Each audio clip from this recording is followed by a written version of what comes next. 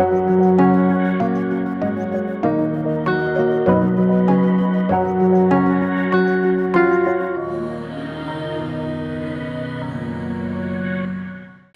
നന്ദി, യേശുവേ സ്തുതി. അമ്മ മാതാവ് പ്രത്യക്ഷപ്പെട്ട ഈ അൾത്താരയിൽ കയറി സാക്ഷ്യം പറയാൻ അനുവദിച്ചതിന് അമ്മയ്ക്ക് 1000 നന്ദി പറയുന്നു. അമ്മയുടെ പ്രത്യക്ഷീകരണത്തിന് സ്ഥിരസാക്ഷികളാക്കി ഞങ്ങളെ ഉയർത്തിയതിനെ ഓർത്ത് അമ്മയ്ക്ക് 1000 നന്ദി പറയുന്നു. എൻ്റെ പേര് മീര, ഇതെൻ്റെ ഹസ്ബൻഡ് ജോബിൻ, ഇത് ഞങ്ങളുടെ കുഞ്ഞ് ഇസഹാക്ക്. ഞങ്ങൾ UK നിന്ന് വരുന്നു. ഞങ്ങളുടെ സ്ഥലം വാകത്താനമാണ്. വിവാഹം കഴിഞ്ഞിട്ട് 5 വർഷം കഴിഞ്ഞായിരുന്നു. ഞങ്ങൾക്ക് കുഞ്ഞുങ്ങളൊന്നും ഉണ്ടായില്ല. ഞങ്ങൾ ഹോസ്പിറ്റലിലൊക്കെ പോയി. അപ്പോൾ അവർ പറഞ്ഞു നിങ്ങൾക്ക് കുഴപ്പമൊന്നുമില്ല, നിങ്ങൾക്ക് കുഞ്ഞുങ്ങളുണ്ടാകുമെന്ന് പറഞ്ഞു. പക്ഷേ ഒരിക്കൽ പോലും ഒരു പ്രാവശ്യം പോലും എനിക്ക് പ്രഗ്നൻസി ടെസ്റ്റ് പോസിറ്റീവായിട്ടില്ല. എപ്പോഴും പ്രാർത്ഥനയിലായിരുന്നു. ഞങ്ങൾക്ക് ഇന്നല്ലെങ്കിൽ നാളെ കുഞ്ഞുണ്ടാകുമെന്നൊരു വിശ്വാസം ഉണ്ടായിരുന്നു. പക്ഷേ ചില സമയങ്ങളിൽ പറ്റാത്ത സമയങ്ങളിൽ നമ്മൾ ഓർക്കും ഇതെന്താ അങ്ങനെ ആവാത്തേ. അങ്ങനെ ഇരിക്കുമ്പോഴാണ് ഞങ്ങൾ കൃപാസനത്തെക്കുറിച്ച് ഇങ്ങനെ ഓൺലൈനിൽ ഫേസ്ബുക്കിൽ കാണുന്നത്. അങ്ങനെ അപ്പോൾ തൊട്ട് ഞങ്ങൾ ഉടമ്പടി ധ്യാനങ്ങൾ ഇങ്ങനെ കേൾക്കാൻ തുടങ്ങി. പല സാക്ഷ്യങ്ങൾ ഇങ്ങനെ ഷെയർ ചെയ്ത് ആ സാക്ഷ്യങ്ങളൊക്കെ കേട്ടു തുടങ്ങി. അപ്പം ഞങ്ങൾക്ക് തന്നെ ഒരു വിശ്വാസമായി, ഞങ്ങൾക്കും മാതാവ് ഒരു കുഞ്ഞിനെ തന്ന് അനുഗ്രഹിക്കും, ഞങ്ങൾക്കും അമ്മയുടെ പ്രത്യക്ഷീകരണ സാക്ഷികളായി ഞങ്ങൾക്കും ഉയരാൻ പറ്റും എന്നൊരു ഉറച്ച വിശ്വാസം ഞങ്ങൾക്ക് വന്നു. അങ്ങനെ ഞങ്ങൾ 2023 ഇവിടെ വന്ന് ഉടമ്പടി എടുക്കണമെന്ന് വിചാരിച്ചു. തീർത്ഥാടന ഉടമ്പടി ഞങ്ങൾക്ക് എടുക്കാൻ പറ്റിയില്ല. അതിന് മുന്നിൽ ഞങ്ങൾ ഓൺലൈൻ ഉടമ്പടി എടുത്തിട്ടുണ്ട്. ഈ നിയോഗം വെച്ചായിരുന്നു. അപ്പോഴും എൻ്റെ മനസ്സിലെന്ന് പറയുന്നുണ്ട്, ഇല്ല നിങ്ങൾ തീർത്ഥാടന ഉടമ്പടി തന്നെ എടുക്കണം. 2024 മാർച്ച് 27 ഞങ്ങളിവിടെ വന്ന് തീർത്ഥാടന ഉടമ്പടി എടുത്തു. അതായത് കഴിഞ്ഞ വർഷം ഇവിടെ വന്ന സമയത്ത് തന്നെ ഞാൻ അമ്മയോട് പറഞ്ഞു, അമ്മേ എനിക്കിനി വേറൊരു ആശ്രയമില്ല, അമ്മേ നീ ഞങ്ങളെ അനുഗ്രഹിക്കണം. അതുപോലെ തന്നെ മക്കളുണ്ടാകാത്ത എല്ലാവർക്കും വേണ്ടി ഞാൻ അപ്പം അവിടെ നിന്ന് പ്രാർത്ഥിച്ചു. മാതാവേ, അതൊരു വല്ലാത്തൊരു വിഷമാണ്, അത് ഇല്ലാത്തവർക്ക് മാത്രമേ അത് പറഞ്ഞാൽ മനസ്സിലാകത്തുള്ളൂ. അമ്മേ ഒരു അമ്മയാണല്ലോ, അമ്മയുടെ കയ്യിലുള്ള തിരുക്കുമാറിനെ ഞങ്ങൾക്കും തരണേ എന്ന് ഞാൻ പ്രാർത്ഥിച്ചു. ഞാൻ അതിന് മുന്നിൽ ഒത്തിരി സാക്ഷ്യങ്ങൾ ഞാൻ എപ്പോഴും കേൾക്കുമായിരുന്നു. ആ സാക്ഷ്യങ്ങളിൽ ആ ചേച്ചിമാർ ആ ചേട്ടന്മാരൊക്കെ പറഞ്ഞ പോലെ ഞാൻ അമ്മയോട് സംസാരിക്കാൻ തുടങ്ങി. അമ്മയുടെ കയ്യിലുള്ള ആ തിരുക്കുമാറിനെ ഞങ്ങൾക്ക് തരണേ, അമ്മേ ഞങ്ങളെ അനുഗ്രഹിക്കണേ. അങ്ങനെ ഒരു അമ്മയോട് പറയുന്ന പോലെ എല്ലാ കാര്യങ്ങളും ഇവിടെ ഞാൻ വന്നു പ്രാർത്ഥിച്ചു. ആ സമയത്ത് ഞങ്ങൾ ഉടമ്പടി എടുക്കാൻ വേണ്ടിയിട്ട് ഉറച്ച് തീരുമാനമെടുത്തിട്ടാണ് വന്നത്.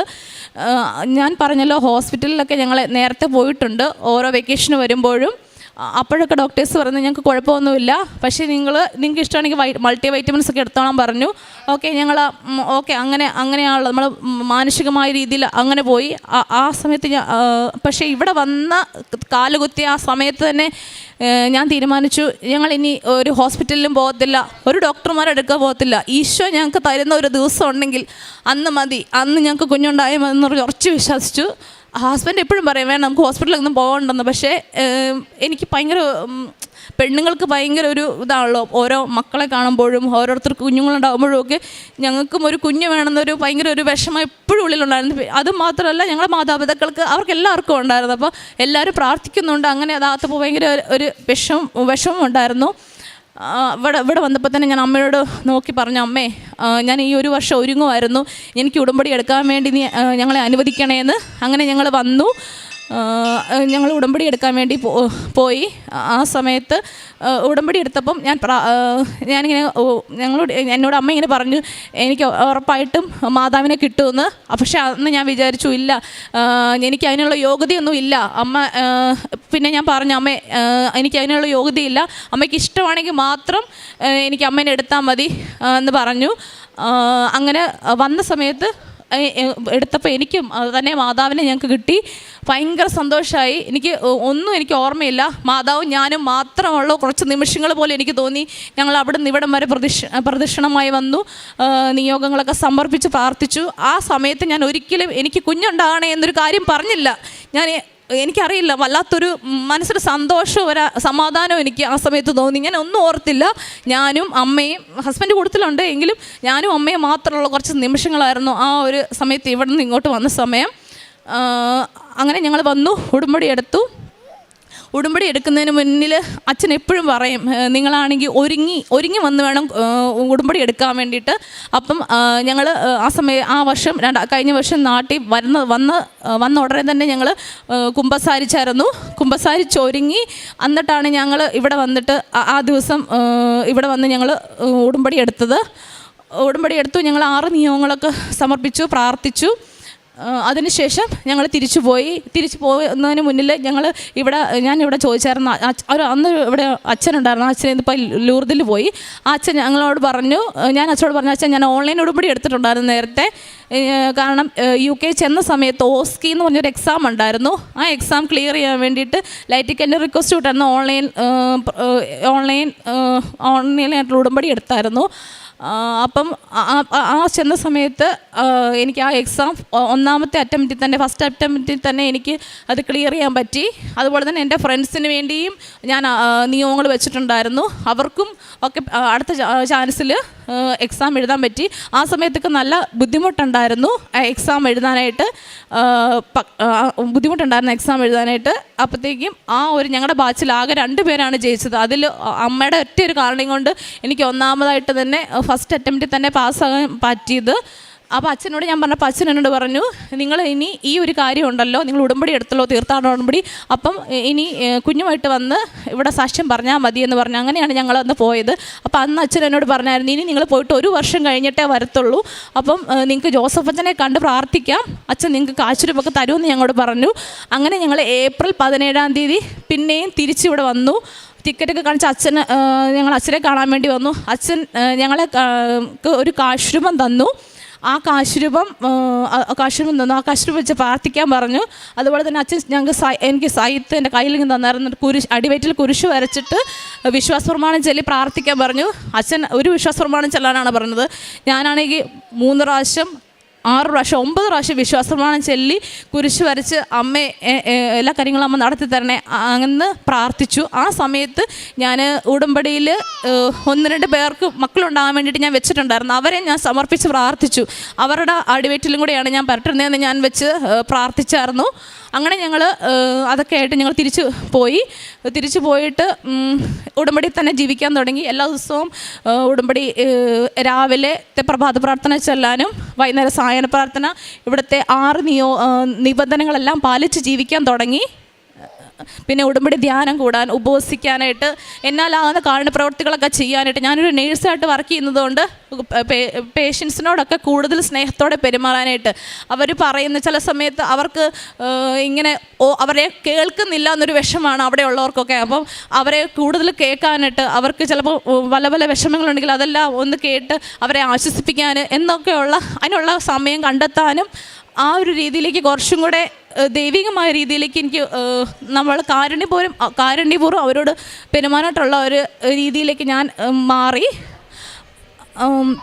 അതിനുശേഷം എല്ലാ നേർച്ച വസ്തുക്കളും ഇവിടുന്ന് കിട്ടിയ തൈലം, അതുപോലെ തന്നെ ഉപ്പ്, തേന്, എല്ലാ നേർച്ച വസ്തുക്കളും ഞാൻ രാവിലെയും വൈകുന്നേരവും ഉപയോഗിക്കുമായിരുന്നു. തൈലം വയറ്റി പ്രാർത്ഥിക്കുമായിരുന്നു. പിന്നെ അച്ഛൻ തന്ന കാശുരൂപം ഞങ്ങളുടെ ബെഡിൽ അവിടെ വെച്ച് പ്രാർത്ഥിക്കുമായിരുന്നു.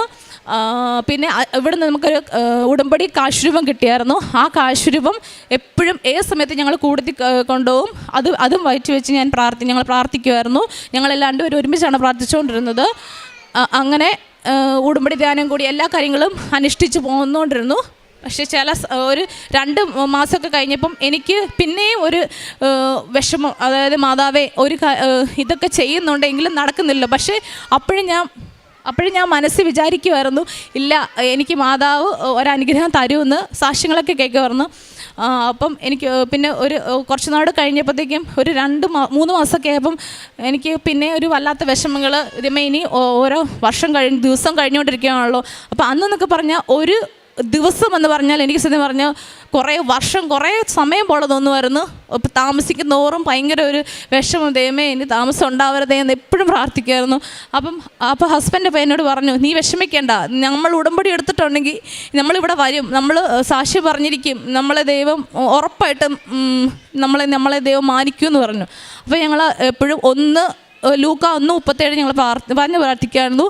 ലൂക്ക 1:37 മനുഷ്യൻ ദൈവത്തിനെല്ലാം സാധ്യമാണ്. അതുപോലെ തന്നെ ഞങ്ങൾ വചനങ്ങൾ ഏറ്റു പറയുമായിരുന്നു. ദൈവത്തിന് എല്ലാം സാധ്യമാണ്. അതുപോലെ തന്നെ 1 സാമുവേൽ 1:27 ഈ കുഞ്ഞിന് വേണ്ടിയാണ് ഞാൻ പ്രാർത്ഥിച്ചത്. അങ്ങനെയുള്ള മക്കൾക്ക് വേണ്ടിയിട്ടുള്ള എല്ലാ വചനങ്ങളും എടുത്തെടുത്ത് പ്രാർത്ഥിക്കുമായിരുന്നു. അതുപോലെ തന്നെ മനുഷ്യരുടെ ഇടയിൽ എനിക്ക് ഉണ്ടായ അവമാനം നീക്കിക്കളയാൻ കർത്താവ് എന്നെ കടാക്ഷിച്ച് എനിക്കിത് ചെയ്തു തന്നിരിക്കുന്നു എന്ന് എപ്പോഴും ഞാൻ പറഞ്ഞ് പ്രാർത്ഥിക്കുമായിരുന്നു. അവനെ ഞങ്ങൾ രണ്ടുപേരും വിശ്വാസത്തിൽ മുന്നോട്ട് പോയി. ഹസ്ബൻഡ് എപ്പോഴും സപ്പോർട്ട് ചെയ്യായിരുന്നു. അങ്ങനെ നമ്മൾ മുന്നോട്ട് പോയിക്കൊണ്ടിരുന്നു. ഒരു കാര്യം ഞാൻ പറയാൻ മറന്നുപോയി. അച്ഛൻ്റെ അടുത്ത് ഞങ്ങളിവിടെ വന്നായിരുന്നു. അച്ഛൻ ഇത് കാശുവൊക്കെ തന്ന സമയത്ത് അച്ഛൻ ഞങ്ങളോട് പറഞ്ഞായിരുന്നു, നിങ്ങൾ അടുത്ത വർഷം ഇവിടെ ഈ വാൾത്താരയിൽ വന്ന് കുഞ്ഞുമായിട്ട് സാക്ഷ്യം പറയുമെന്ന് അമ്മയോട് പറഞ്ഞിട്ട് പോക്കോളൂ, അതുപോലെ തന്നെ സാധിക്കുമെന്ന്. അങ്ങനെ ഞങ്ങൾ പറഞ്ഞിട്ടാണ് അമ്മയോട് പോയത്. അങ്ങനെ അതിനുശേഷം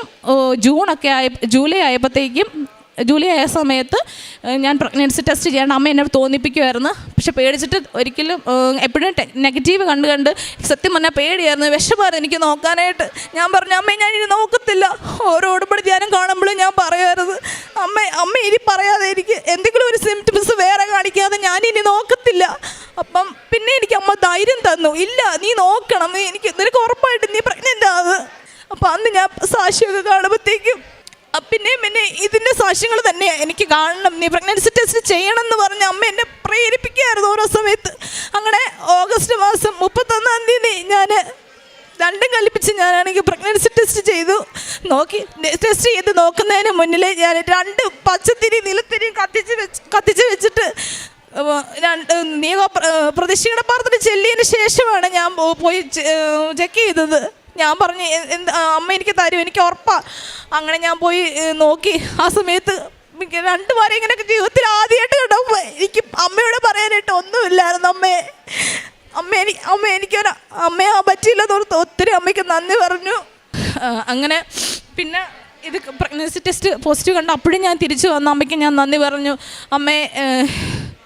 അമ്മയുടെ പ്രതീക്ഷയാണെന്ന് സാക്ഷിയാക്കി ഞങ്ങളെ ഉയർത്തേനെ ഓർത്ത് ഞങ്ങൾക്ക് ഒത്തിരി നന്ദി പറഞ്ഞു. വിശ്വാസപ്രമാണം ചൊല്ലി കുരിശ് വരച്ച് പ്രാർത്ഥിച്ചു. അങ്ങനെ ഹസ്ബൻഡ് ഞങ്ങളെല്ലാവരും പ്രാർത്ഥിച്ചുകൊണ്ടിരുന്നു. അവിടെ പുറത്തൊക്കെ നമ്മൾ 3 മാസം കഴിഞ്ഞിട്ടേ ഉള്ളൂ സ്കാനിങ് ഉള്ളൂ. അതുവരെയ്ക്കും നമ്മൾ പ്രഗ്നൻസി ടെസ്റ്റ് പോസിറ്റീവ് എന്നുള്ളൊരു കാര്യം മാത്രമേ നമ്മുടെ കയ്യിലുള്ളൂ പ്രൂഫ്. അപ്പം പിന്നെയും വിഷമായി. എന്തുകൊണ്ട് പിന്നെ ഞാൻ ഓർത്തു, ഇല്ല നമ്മൾ കുലുങ്ങരുത്, ദൈവം നമുക്ക് തന്നിട്ടുണ്ട്. അപ്പം അങ്ങനെ ഞങ്ങൾ 3 മാസം നോക്കിയിരുന്നു. അതിനുശേഷം അവിടെ നിങ്ങൾക്ക് ഡേറ്റ് കിട്ടി പ്രഗ്നൻസി ടെസ്റ്റ്.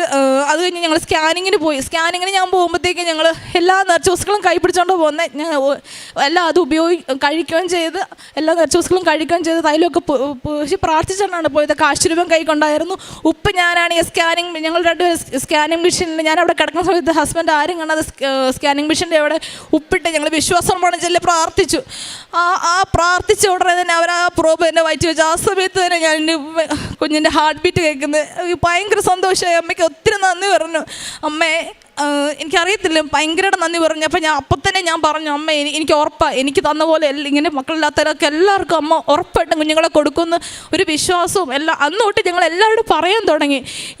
ഇങ്ങനെ ഞങ്ങളിവിടെ വന്ന് ഉടമ്പടി എടുത്തിട്ടാണ് ഞാൻ പ്രഗ്നൻ്റ് ആയതും. അമ്മ നിങ്ങൾ എന്ത് കാര്യം ഉണ്ടെങ്കിലും നിങ്ങൾ വിശ്വാസത്തിൽ ഉറച്ച് അമ്മയോട് കൂടെ നിന്ന് കഴിഞ്ഞാൽ അമ്മ ഇതെല്ലാം സാധിച്ചു തരുമെന്നൊക്കെ ഞാൻ എല്ലാവരും പറയുമായിരുന്നു. കാരണം നമ്മൾ ഇങ്ങനെ വിചാരിക്കണം, ഇനി നമുക്ക് വേറൊരു വഴിയില്ല, അമ്മ മാത്രമേ ഉള്ളൂ. അങ്ങനെ അച്ഛൻ എപ്പോഴും പറയുന്ന പോലെ, അമ്മ എൻ്റെ ഫയലും അമ്മ എടുക്കണേന്ന് അന്ന് അച്ഛനൊരു ധ്യാനത്തിൽ പറയും. പക്ഷെ അച്ഛൻ എപ്പോഴും പറയും. അങ്ങനെ ഞങ്ങളും പറഞ്ഞു അപ്പം അങ്ങനെ ഞങ്ങൾ എപ്പോഴും പറയായിരുന്നു, അതെ ഞങ്ങളുടെ ഫയലും അമ്മ എടുത്തു, അതുകൊണ്ടാണ് ഞങ്ങൾക്ക് കുഞ്ഞുണ്ടായതെന്നും. അങ്ങനെ പിന്നെ പ്രഗ്നൻസി ടൈമിൽ നമുക്ക് ഉണ്ടാകുന്ന കുറച്ച് ബുദ്ധിമുട്ടുകളൊക്കെ ഉണ്ടായിരുന്നു. പക്ഷേ ആ സമയത്തും ഞാൻ കഞ്ഞിയിൽ അമ്മയുടെ ഉപ്പിട്ടാണ് ഞാൻ കഴിക്കുന്നത്. എനിക്ക് വൊമിറ്റിംഗ് ഉണ്ട് എങ്കിലും ആ ഒരു അമ്മയുടെ ഉപ്പിട്ട് ഞാൻ കഞ്ഞി കുടിക്കായിരുന്നു. അസ്വസ്ഥതകളൊക്കെ ഉണ്ടെങ്കിലും അതെല്ലാം തരണം ചെയ്ത് മുന്നോട്ട് പോകാനായിട്ടും ജോലി ചെയ്യാനായിട്ടും എല്ലാത്തിനുള്ള കഴിവ് അമ്മ എനിക്ക് തന്നു. അതുപോലെ തന്നെ ഒത്തിരി ആൾക്കാർ ഞങ്ങൾക്ക് ആ സമയത്ത് ഞങ്ങളെ ഇങ്ങനെ ഓരോ കാര്യങ്ങളിലൊക്കെ നമ്മളെ സഹായിച്ചിട്ടുണ്ട്. അവർക്കൊക്കെ നമ്മളോട് ഭയങ്കര ഒരു ഇതാണ്, എന്താണെന്നറിയത്തില്ല, ഞങ്ങൾക്ക് ഇങ്ങനെ പ്രാർത്ഥിച്ചൊരു കുഞ്ഞുണ്ടായതുകൊണ്ട് നമുക്ക് അവർക്കൊക്കെ നമ്മളോട് ഒരു ഭയങ്കര ഒരു സ്നേഹമാണ്. കണ്ടോ അവർ പ്രാർത്ഥിച്ചിട്ടാണ്. അപ്പോൾ ഞങ്ങളും പറയും ഇത് ഞങ്ങളിങ്ങനെയാണ്. അപ്പോൾ ഒത്തിരി പേര് ഞങ്ങൾ പറഞ്ഞതിന് ശേഷം ഞാൻ പ്രഗ്നൻ്റ് ആയതിനു ശേഷം ഒത്തിരി പേര് ഞങ്ങളുടെ അവിടെ നിന്ന് ഇവിടെ വന്ന് ഉടമ്പടി എടുത്തിട്ടുണ്ട്. അവരെല്ലാം കാരണം ഞാൻ അന്ന് ഉടമ്പടി എടുത്ത് ചെന്നപ്പോൾ അവർക്കൊക്കെ പത്രം കൊടുത്തായിരുന്നു. എപ്പോഴും ഞാൻ ഷെയറൊക്കെ ചെയ്ത് കൊടുക്കും എല്ലാ കാര്യങ്ങളും, അതുകൊണ്ട് അവർക്കറിയാം. അപ്പം അതുകൊണ്ട് ഒത്തിരി പേര് ഇവിടെ വന്ന് ഉടമ്പടി എടുത്തിട്ടൊക്കെ ഉണ്ടായിരുന്നു. അപ്പോൾ അവർക്കൊക്കെ നമ്മളോട് ഭയങ്കര ഒരു പ്രത്യേക ഒരു ഇതാണ്. അപ്പം അതൊക്കെ ദൈവത്തിൻ്റെ അനുഗ്രഹം കൊണ്ടാണ്. അങ്ങനെ പ്രഗ്നൻസി ടൈമിൽ മുന്നോട്ട് പോയി. ആ ഒരു സമയത്താണ് ഞാനൊരു സാക്ഷ്യം കേൾക്കുന്നത്. അമ്മേനെ കൊണ്ട് എനിക്ക് എൻ്റെ വയറ് കാണിക്കണം, ഇവിടെ വരണം. അപ്പോൾ ഞാൻ 7-ാം മാസം ഞാനിവിടെ വന്നു. ആ സമയത്ത് ഞാൻ തന്നെയാണ് വന്നത്. അമ്മയുടെ സംരക്ഷണം കൊണ്ട് മാത്രമാണ്, എനിക്കൊരു കാലിലൊരു നീര് പോലും ഇല്ലാതെ അമ്മ എന്നെ ഞങ്ങൾ ഇവിടെ കൊണ്ട് ഇറക്കി. ഒരു കുഴപ്പമില്ലാതെ ഞാൻ വന്നു ഫ്ലൈറ്റിൽ. ഇവിടെ വന്നിട്ട് എൻ്റെ കാലിൽ നീര് വന്നേ, ഒരു പ്രശ്നമില്ലാതെ ഞാൻ ഇവിടെ തന്നെ വന്നു. അതിനുശേഷം ഹസ്ബൻഡ് അതിന് ശേഷമാണ് വന്നത്. ഞങ്ങൾ വന്നു കഴിഞ്ഞിട്ട് അമ്മയും ഞങ്ങൾ ഹസ്ബൻഡ് ഞങ്ങളെല്ലാവരും കൂടി ഇവിടെ വന്നു. അമ്മേനെ ഇവിടെ വന്ന് വയറ് കാണിച്ചു. ഞാൻ ഇവിടെ വന്നപ്പോൾ തന്നെ അമ്മയോട് പറഞ്ഞു, അമ്മ തന്നെ കുഞ്ഞുമായിട്ട് ഞാൻ ഇവിടെ നിൽക്കുന്നത്. അപ്പം അമ്മയ്ക്ക് ഒത്തിരി നന്ദി പറഞ്ഞു. അമ്മയുടെ മുന്നിൽ ഞാൻ കുഞ്ഞുമായിട്ട് വന്ന് ഞങ്ങൾ അപ്പനും അമ്മയാകാൻ പോവാണ്, അമ്മ തന്നതുകൊണ്ടാണ് ഞങ്ങൾക്കുള്ള എന്നൊക്കെ പറഞ്ഞ് ഞാൻ നന്ദി പറഞ്ഞു. നമ്മുടെ പ്രതീക്ഷിത സാക്ഷിയാക്കി ഞങ്ങളെ ഉയർത്തിയതിനോർത്ത് നന്ദി പറഞ്ഞു. അങ്ങനെ പിന്നെ അമ്മയോട് ഞാൻ എല്ലാ കാര്യങ്ങളും ഏൽപ്പിച്ചു. അമ്മ ഇനിയുള്ള മുന്നോട്ടുള്ള കാര്യങ്ങളും ഡെലിവറി കാര്യങ്ങളും എല്ലാം അമ്മ ഏറ്റെടുത്തേക്കണേ. അങ്ങനെ അതിനുശേഷം ഇങ്ങനെ എനിക്ക് പിന്നെ നമ്മുടെ നോർമൽ ഡെലിവറിയിലൂടെ 1-2 ദിവസം താമസം വന്നു. പക്ഷേ എങ്കിലും മാക്സിമം വേദന വന്നു പോയി അങ്ങനെയൊക്കെ നിൽക്കുവാണ്. ഒത്തിരി കാര്യങ്ങൾ പറയാനുണ്ട്. ഒരുപാട് സമയത്ത് മാതാവിൻ്റെ ഒരുപാട് ഇതൊക്കെ എനിക്ക് ഉണ്ടായിട്ടുണ്ട്. പക്ഷെ അതൊന്നും എനിക്ക് പറയാൻ ഇപ്പം സമയം തികയാത്തതുകൊണ്ട് ഞാൻ പറയുന്നു. ഈ പ്രസവത്തിന് സമയത്ത് എപ്പോഴും ഞാൻ പ്രാർത്ഥിക്കുമായിരുന്നു. അന്ന് ഒരു സാക്ഷ്യത്തിൽ പറഞ്ഞ പോലെ സാക്ഷ്യത്തിൽ ഇങ്ങനെ പറഞ്ഞു, അമ്മയാണെങ്കിൽ അവിടെ വരണം, അമ്മ പ്രസവത്തിന് സമയത്ത് അമ്മ വേണം കുഞ്ഞിനെ എടുക്കാനെന്ന്. ശരിക്കും പറഞ്ഞാൽ എൻ്റെ പ്രസവം ഒരു മെയിൽ ഡോക്ടറാണ് എടുക്കേണ്ടത്. പക്ഷേ ആ ഡോക്ടറൊന്നും അവിടെ അവൈലബിൾ അല്ലായിരുന്നു. ഒരു ഫീമെയിൽ ഡോക്ടറാണ് എൻ്റെ അടുത്ത്. അതിനുശേഷമാണ് മെയിൽ ഡോക്ടർ വന്നത്. അപ്പോൾ ഞാൻ വിശ്വസിക്കുന്നു ആ നീല സ്ക്രബിലിരിക്കുന്നത് എൻ്റെ കൃപാസന മാതാവാണ്. അതുകൊണ്ടാണ് എനിക്ക് ഒരു കുഴപ്പമില്ലാതെ നോർമൽ ഡെലിവറിയിലൂടെ ഒരു പ്രശ്നവുമില്ലാതെ എനിക്ക് ഈ കുഞ്ഞുണ്ടായെന്ന് ഉറച്ച് ഞാൻ വിശ്വസിക്കുന്നു. അമ്മയ്ക്ക് ഒരുപാട് നന്ദി പറയുന്നു. അതാണ് എൻ്റെ ഒന്നാമത്തെ സാക്ഷ്യം. രണ്ടാമത്തെ സാക്ഷ്യമായിട്ട് പറയുന്നത്, ഞങ്ങൾക്ക് UK ഞങ്ങൾക്ക് ഒരു വീട്, ഞങ്ങൾ എപ്പോഴും UK ഒരു വീട് വേണമെന്ന് ഞങ്ങൾക്ക് ആഗ്രഹം ഉണ്ടായിരുന്നു. പക്ഷേ അതിന് ഒരുപാട് കടമകളൊക്കെ നമുക്ക് കടക്കണമായിരുന്നു. പേപ്പർ വർക്കിൻ്റെ രീതിയിലായാലും നമുക്ക് ഫൈനാൻസ് രീതിയിലായാലും ഒത്തിരി കാര്യങ്ങളൊക്കെ നമുക്ക് കടമകളൊക്കെ കടന്നു പോകണമായിരുന്നു. പക്ഷേ ഇവിടെ വന്നു. അപ്പം ഞങ്ങൾ വേറെ ചുമ്മാ ഒരു നിയോഗമായിട്ട് എഴുതി, അമ്മേ UK ഒരു വീട് മേടിക്കാനായിട്ട് ഞങ്ങൾ അനുവദിക്കണമെന്ന്. ഒരിക്കലും ഈ ഉടനെ അനുവദിക്കണം എന്നൊന്നും ഞങ്ങൾ എഴുതിയിട്ടില്ല. ഒന്ന് അനുവദിക്കണേ, എപ്പോഴെങ്കിലും അനുവദിക്കണമെന്ന് എഴുതിയായിരുന്നു. ഈ 2000 എന്നിട്ട് തിരിച്ച് ചെന്ന് കഴിഞ്ഞ് കറക്റ്റ് 3-ാമത്തെ മാസമായപ്പോൾ ഞങ്ങൾക്ക് 3 മാസം കഴിഞ്ഞപ്പം ഞങ്ങൾക്ക് കറക്റ്റ് വീടിൻ്റെ കീ കിട്ടി. ആ വീട് കാണാൻ പോകുന്ന കാര്യം പറയുകയാണെങ്കിലും എപ്പോഴും ഞങ്ങൾ ഇവിടുത്തെ നേർച്ച വസ്തുക്കൾ ഉപ്പ് എപ്പോഴും ഞങ്ങൾ എല്ലാ കശുരൊക്കെ കൊണ്ടുപോകും. ഉപ്പ് ഞങ്ങൾ ആ വീടിൻ്റെ ജനലിൻ്റെ ഒരു പടിയിൽ ആരും ചവിട്ടാത്തടുത്ത് ഞങ്ങൾ ഇടും. വിശ്വാസപ്രമാണം ചൊല്ലി അമ്മയോട് പറയും, അമ്മേ ഞങ്ങൾക്കറിയത്തില്ല ഈ വീട്ടിലെ കാര്യങ്ങളൊന്നും, അമ്മയ്ക്കാണ് എല്ലാം അറിയാവുന്നത്. അമ്മ ഇത് ഞങ്ങൾക്ക് യോജിച്ചതാണെങ്കിൽ ഞങ്ങൾക്ക് ഈ വീട് ഞങ്ങൾക്ക് മേടിച്ചു തരണേ എന്ന് ഞങ്ങൾ പറഞ്ഞ് പ്രാർത്ഥിക്കാവുന്നു. അപ്പം അങ്ങനെ കുറേ വീടുകളൊക്കെ കണ്ടു. പക്ഷേ ഞങ്ങൾക്ക് അമ്മയ്ക്ക് ഇഷ്ടപ്പെട്ട ഒരു വീടാണ് ഞങ്ങൾക്ക് കിട്ടിയത്. ഞങ്ങൾ പറഞ്ഞ അതിൻ്റെ വീടിൻ്റെ മുറ്റത്തിട്ടിരിക്കുന്ന ഈ കല്ലിൻ്റെ കളർ എന്ന് പറഞ്ഞാൽ ചാര കളർ. അപ്പോൾ ഞങ്ങൾ പറഞ്ഞു ഇത് കൃപാസന മാതാവ് തന്നത്, അതുകൊണ്ടാണ് നമുക്ക് ഈ വീട് കിട്ടിയെന്ന് ഞങ്ങൾ എപ്പോഴും പറയും. അങ്ങനെ ഇവിടെ നിന്ന് ചെന്ന് ഉടമ്പടി എടുത്ത് 3 മാസം ആകുന്നതിന് മുന്നേ കീ കിട്ടി.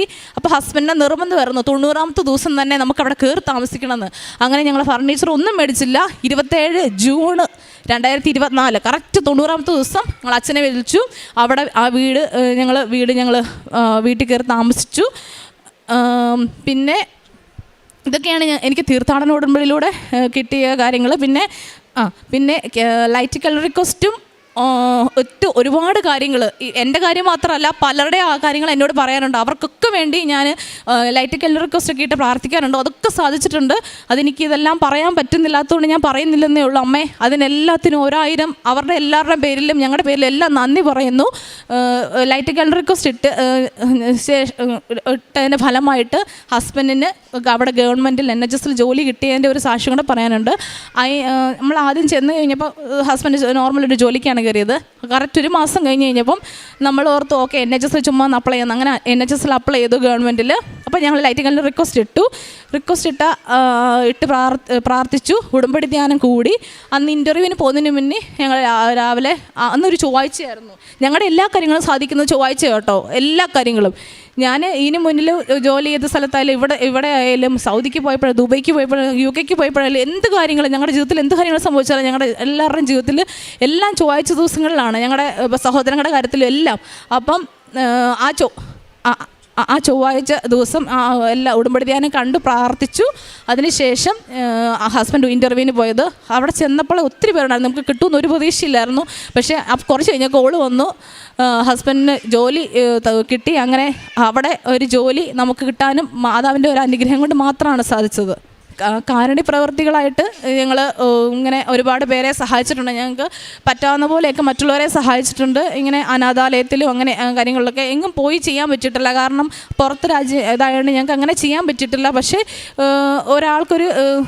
ഒരു കാര്യം ചെയ്യണമെന്ന് പറഞ്ഞു കഴിഞ്ഞാൽ കമ്മ്യൂണിറ്റി രീതിയിലൊക്കെ നിന്ന് കാര്യങ്ങളൊക്കെ നമുക്ക് പൈസയൊക്കെ റെഡിയാക്കിയിട്ടുണ്ട്. അല്ലാതെ ഡയറക്റ്റായിട്ട് അങ്ങനെ ചെയ്തിട്ടില്ല. പക്ഷേ ഞാൻ ഓൾറെഡി പറഞ്ഞിട്ടുണ്ട്, അതിൻ്റെ നേഴ്സായതുകൊണ്ട് അവിടെ പേഷ്യൻസിനോടൊക്കെ കൂടുതൽ നല്ല രീതിയിൽ പെരുമാറാനും പിന്നെ കൂടുതൽ കെയറോടെ നോക്കാനും കാരുണ്യത്തോടെ നോക്കാനും ദൈവത്തിൻ്റെ കാര്യങ്ങളൊക്കെ പറയാനും ഒക്കെ വിശ്വാസം കുറവുള്ളവരോട് ഞാനിങ്ങനെ പറയും, ഇങ്ങനെ ഉണ്ട്, ജീസസ് ഉണ്ട്, മാതാവുണ്ടെന്നൊക്കെ. അങ്ങനെയൊക്കെ ഒത്തിരി രീതിയിൽ വളരാൻ സാധിച്ചു. പ്രേക്ഷിത പ്രവർത്തനങ്ങളെന്ന് പറഞ്ഞു കഴിഞ്ഞാൽ ഞങ്ങൾ ചൊവ്വാഴ്ച ദിവസം ചൊവ്വാഴ്ചയാണ് ഉടമ്പടി ധ്യാനം ഷെയർ ചെയ്തിരിക്കും. അതുപോലെ തന്നെ ഇപ്പോൾ ഡെയിലി ബ്രെഡ് അതെല്ലാ ദിവസവും കാണും, ഷെയർ ചെയ്യും. അതുപോലെ തന്നെ ഏത് സാക്ഷ്യങ്ങൾ ഞാൻ കണ്ടാലും അതെല്ലാം ഷെയർ ചെയ്ത് കൊടുക്കും. അതുപോലെ തന്നെ ഓരോരുത്തരുടെ ആവശ്യങ്ങൾ നമുക്കറിയാമല്ലോ. അപ്പോൾ ആ സാക്ഷ്യങ്ങൾ കണ്ടു കഴിയുമ്പോൾ ഞാൻ ആ വ്യക്തികൾക്ക് അത് അയച്ചു കൊടുക്കും. അതുപോലെ തന്നെ അല്ലാതെ ഷെയർ ചെയ്യാറുണ്ട്. പിന്നെ ഞങ്ങൾ ഒത്തിരി വർഷമായിട്ട് ഹസ്ബൻഡ് ഞാൻ വചനങ്ങളൊക്കെ എല്ലാവർക്കും ഡെയിലി മോർണിംഗിൽ ഇങ്ങനെ സെൻഡ് ചെയ്ത് കൊടുക്കാറുണ്ട്. കൂടുതൽ സോഷ്യൽ മീഡിയയിലാണ് നമ്മൾ ഇത് ചെയ്യുന്നത്. സോഷ്യൽ മീഡിയയിലൂടെയാണ് ഞങ്ങളെല്ലാം ഷെയർ ചെയ്യുന്നത്. പിന്നെ കാണുന്നവരോടൊക്കെ ഇങ്ങനെ പറയും, ഇങ്ങനെയാണ് നമ്മൾ വന്നതിന് ശേഷമാണ് നമുക്കിങ്ങനെ ഉണ്ടായത്, എല്ലാ കാര്യങ്ങളും ഞങ്ങൾക്ക് സാധിച്ചത് എന്നൊക്കെ പറയാറുണ്ട്.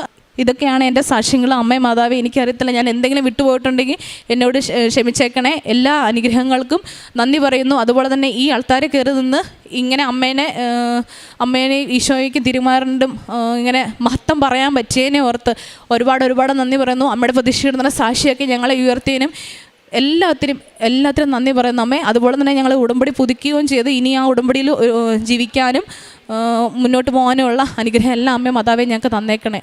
യേശുവേ നന്ദി, യേശുവേ സ്തുതി.